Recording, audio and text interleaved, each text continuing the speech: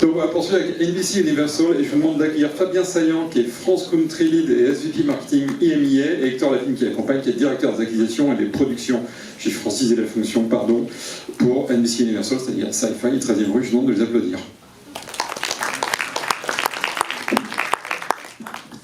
Merci, bonjour à tous.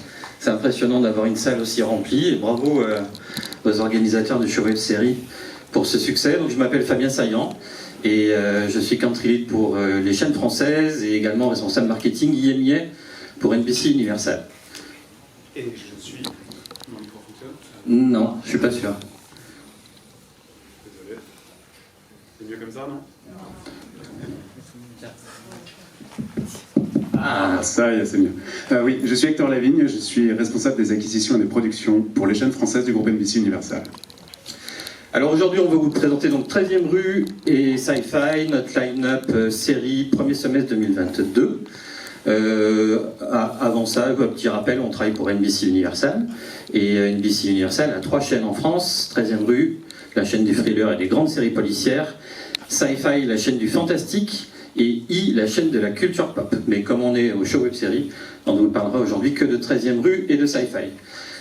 Beaucoup de choses à vous dire parce qu'on a un très gros premier semestre, beaucoup de returning season parmi les séries qui ont mieux fonctionné chez nous, beaucoup de nouveautés et surtout beaucoup de prod originales. On a lancé il y a quelques années, enfin ça fait très très longtemps qu'on produit dans cette salle d'illustres personnes qui ont produit beaucoup de choses pour nous dans les 20 dernières années. Mais depuis 2019, on produit des séries. L'économie de la série ayant évolué, on est aujourd'hui en mesure de produire des séries originales de grande qualité. On en a déjà produit 2 et on va vous présenter les 2 prochaines. Et c'est une stratégie que l'on va imposer sur le long terme au sein d'NBC Universal.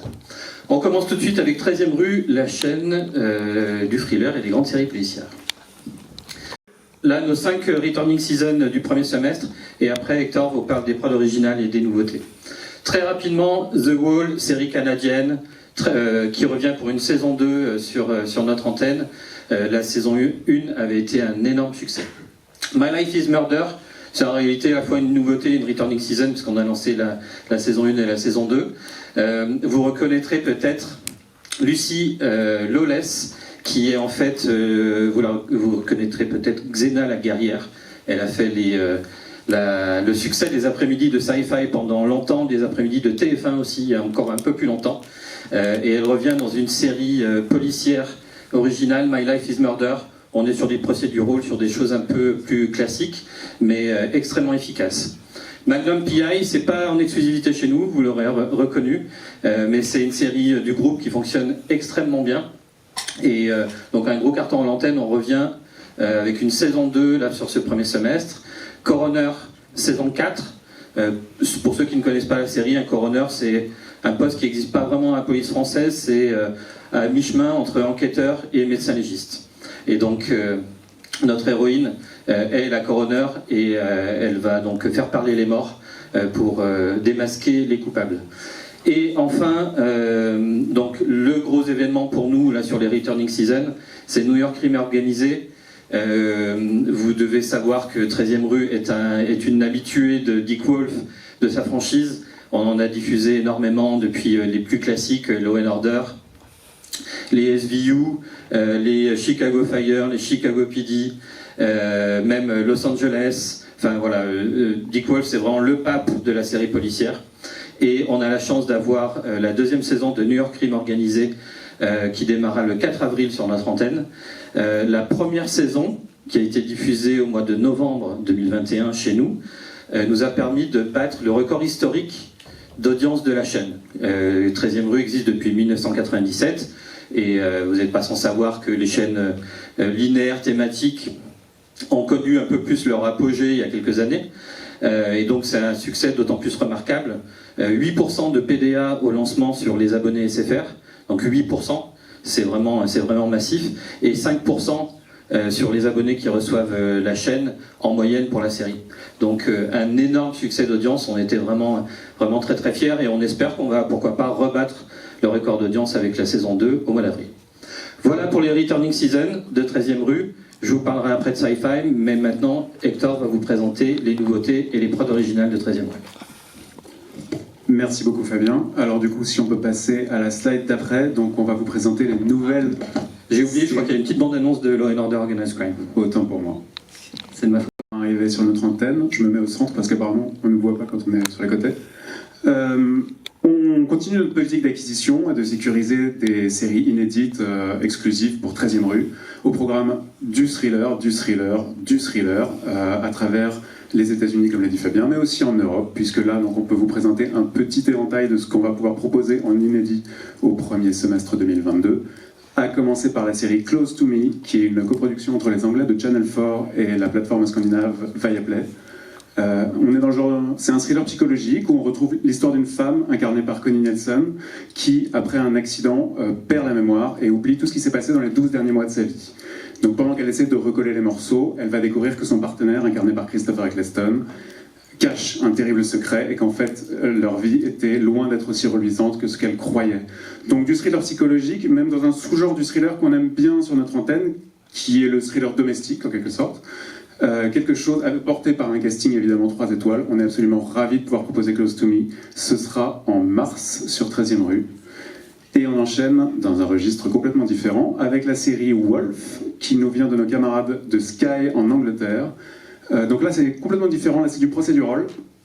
On suit les enquêtes de Wolf Kintay, qui est un médecin légiste, qui n'a pas son pareil pour débusquer des indices, pour résoudre les crimes, mais qui, s'il excelle dans son travail, est complètement débordé par sa vie personnelle, qui est une débâcle absolue.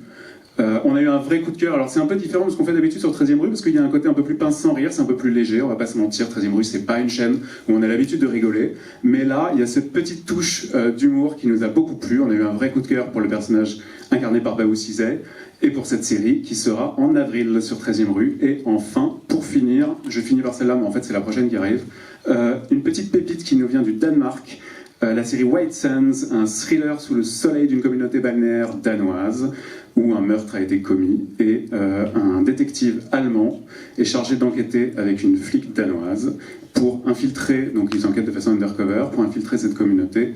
Ils vont se faire passer pour un couple marié, bien évidemment, sinon c'est pas drôle, ils ne se supportent pas, ils sont très différents, et donc ils vont devoir faire comme s'ils étaient mariés pour percer les secrets de cette communauté.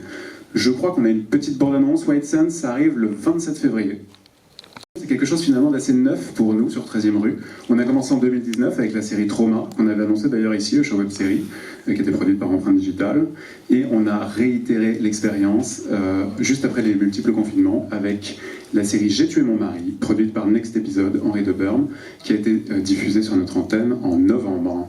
Donc c'est vraiment quelque chose ce qu'on adore faire, nous sur 13e rue. On a le sentiment qu'on a atteint une sorte de maturité et que c'est devenu un vrai pan de notre stratégie éditoriale de pouvoir faire des thrillers en collaboration avec des producteurs, des thrillers qui sont faits sur mesure pour notre antenne, pour notre public, dans un vrai accompagnement. Donc c'est quelque chose qu'on adore, qu'on revendique, et donc on est très fiers de vous annoncer que cette année, en 2022, nous aurons 2 nouvelles productions originales que je vais tout de suite vous présenter, à commencer par Marion, si on peut passer, voilà, Marion, production originale, 6 épisodes produits en coproduction avec Nolita et Darklight Content, donc 6 épisodes qui sont diffusés au printemps. Marion, c'est l'adaptation de la saga éponyme de roman écrite par Daniel Thierry, avec cette petite subtilité qu'on a fait quelque chose avec Marion qu'on n'avait jamais fait auparavant dans nos productions originales, qui est de travailler sur un autre type de format, qui est le semi-procédural. C'est-à-dire qu'en fait, on a pris 3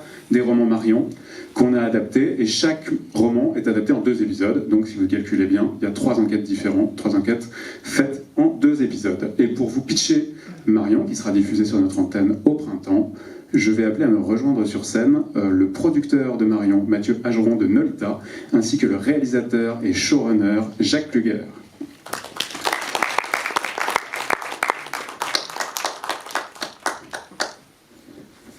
Bonjour. Bonjour, merci beaucoup. Alors, n'hésitez pas à venir au centre, parce que c'est vous qui allez parler maintenant. Moi, je ne fais que vous poser des questions. Alors, juste avant qu'on commence et qu'on montre les premières images de la série, Jacques, est-ce que tu peux juste nous présenter la série, le pitch, le casting ? Bien sûr, bonjour à tous. Marion, c'est l'histoire de la commissaire Edwige Marion, qui est la patronne de la brigade ferroviaire, c'est-à-dire les polices qui sont présentes dans toutes les gares parisiennes. C'est un peu plus de 500 policiers à travers les gares, et elle va être confrontée à plusieurs intrigues qui sont 3 intrigues différentes et qui vont mettre en scène les 3 piliers de la série, celle d'une femme qui veut être flic, qui essaye de rester une femme dans un univers très dur et très violent, et enfin qui essaye d'être mère pour sa fille Nina qu'elle a adoptée. Super, merci beaucoup Jacques. Tu peux peut-être nous dire un petit mot du casting peut-être ? Bien sûr, sur le casting, Marion est jouée par Louise Monod. Cara, qui est l'un de ses bras droits, est joué par Gwendoline Gourvenec, et son deuxième bras droit, Luc Abadi, est joué par Bertrand Nadler.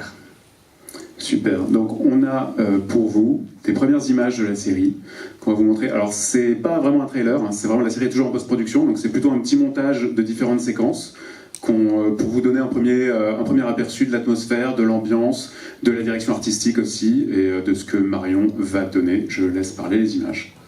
Deuxième production originale, Cuisine interne. Cuisine interne est un thriller en 6 épisodes réalisé par Louis Farge, produit en coproduction avec Ciné TV et 24-25 Films.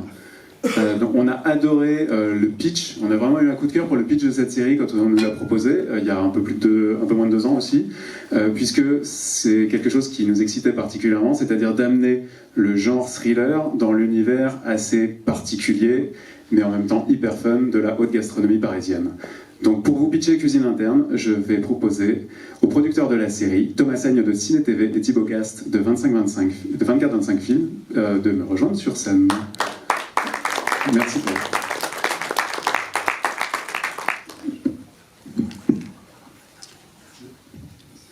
Bonjour à tous les deux. Avant qu'on montre là aussi les premières images de Cuisine interne, juste Thomas, est-ce que tu peux nous pitcher la série, nous présenter l'histoire, le casting, comment c'est arrivé chez vous ?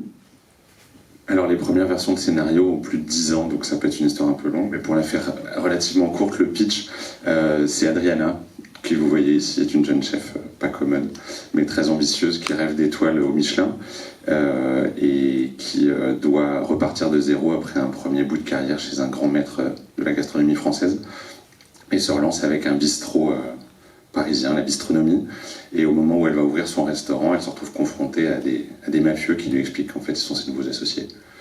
Et donc pendant 6 épisodes, dans une forme de Breaking Bad à la française, elle va devoir accepter le gangster qui est en elle, pour dépasser tout ça. C'est super. Donc, pareil, on a quelques images à vous montrer. C'est la première fois qu'on les montre, ces images. Donc, c'est une exclusivité pour le show web série. Là encore, c'est pas une bande-annonce, c'est vraiment un montage. Nous, on a vraiment le sentiment qu'aujourd'hui, c'est rentré dans notre ADN. On a envie de continuer à le faire, de pérenniser tout ça, d'en faire un pilier de notre stratégie éditoriale. Et c'est pour ça que j'ai la fierté de vous annoncer qu'on vient d'en lancer deux autres qui seront diffusés en 2023, et dont la prod a déjà commencé. Et maintenant, je repasse la parole à Fabien pour Sci-Fi. Pour lancer simplement la bande-annonce de Sci-Fi, la chaîne de la science-fiction et du fantastique. Cartonné, premier semestre, The Outpost a déjà été lancé, c'est la dernière saison. The Outpost, série Heroic Fantasy, qui fait également les bonheurs de CW. Wellington Paranormal, je le fais un petit peu dans le désordre, mais ça arrivera en juin. Wellington Paranormal, je vous invite à jeter un œil, c'est une comédie. Et on s'est aperçu que la comédie cartonnait là, en ce moment sur Sci-Fi. Les gens en ont probablement un petit peu besoin de sourire et de s'amuser, de s'évader en même temps. Donc un programme complètement déjanté, Wellington Paranormal. Si vous avez envie de burlesque, de rire avec des vampires et des policiers, c'est pour vous. Autre returning série, Discovery of Witches, ça c'est la saison 3. C'est une série Sky.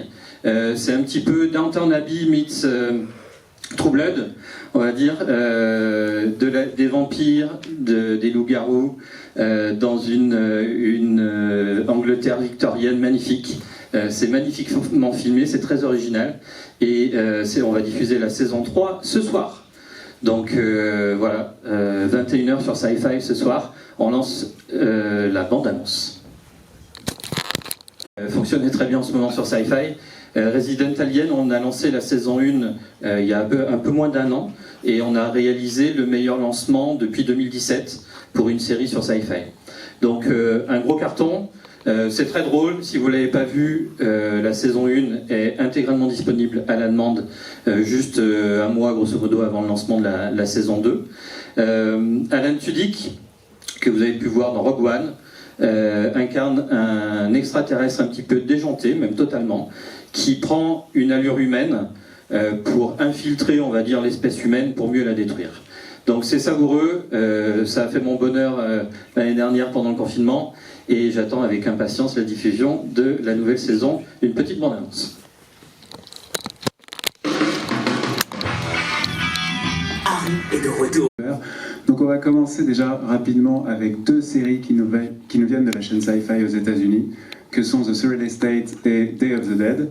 Donc les deux séries ont commencé leur diffusion en début d'année, en janvier 2022 sur Sci-Fi. Surreal Estate, c'est grosso modo Ghost Hunters meets Stéphane Plaza, puisqu'il s'agit d'une équipe d'agents immobiliers qui est spécialisée dans la revente de maisons invendables, puisque hantées, donc ils vont développer à la fois leurs compétences d'exorcistes et d'agents immobiliers, ce qui est toujours utile. Et l'autre série, Day of the Dead, comme son nom l'indique, c'est un hommage popcorn au film de zombies de George Romero, que personnellement j'adore. Donc on suit sur 24 heures le parcours de 6 individus qui ne se connaissent pas et qui sont chargés d'échapper à une apocalypse zombie et d'y survivre, en gros pendant 24 heures. Donc on est ravis d'avoir ces deux séries à l'antenne sur Sci-Fi et qui sont évidemment disponibles en intégralité à la demande, si vous voulez les rattraper.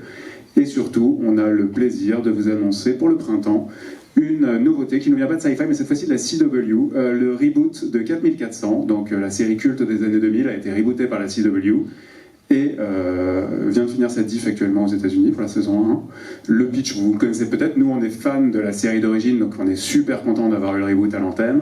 4400 personnes issues de plusieurs moments du XXe siècle qui disparaissent un jour sans laisser de traces et qui réapparaissent tous en 2021, sans avoir pris une ride bien sûr, et sans aucun souvenir de ce qui leur arrivait pendant ce temps.